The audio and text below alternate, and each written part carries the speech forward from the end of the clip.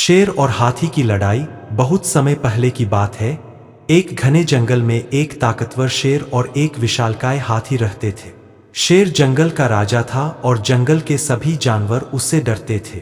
वह अपनी ताकत के कारण जंगल में राज करता था।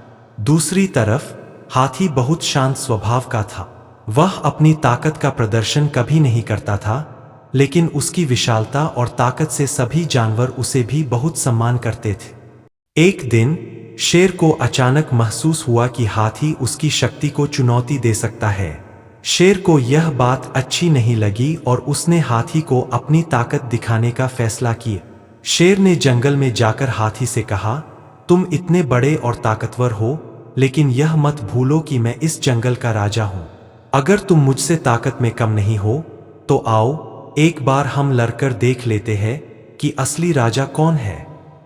हाथी ने शेर की बात सुनी और बड़े धैर्य से उत्तर दिया, शेर भाई, मैं लड़ाई झगड़े में विश्वास नहीं रखता।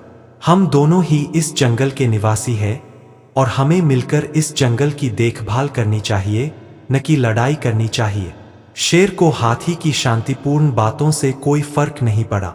वह लड़ाई पर उतारू था। उसने गुस्से में आकर हाथी पर हमला कर दिया।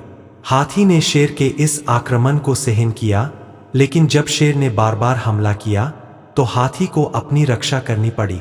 उसने अपनी सूंड से शेर को जोर से फेंक दिया, जिससे शेर दूर जाकर गिरा। शेर को एहसास हुआ कि उसने गलती की है। वह घायल हो चुका था और समझ गया था कि केवल ताकत से ही राजा नहीं बना जा सकता। वह धीरे धीरे उठकर हाथी के पास गया और उससे माफी मांगी।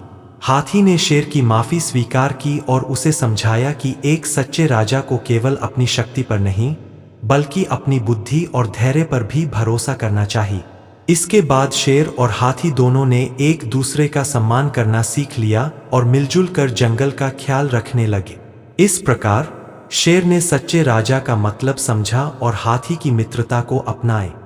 कहानी से शिक्षा, ताकत से ज्यादा महत्व धैर्य और समझदारी का होता है।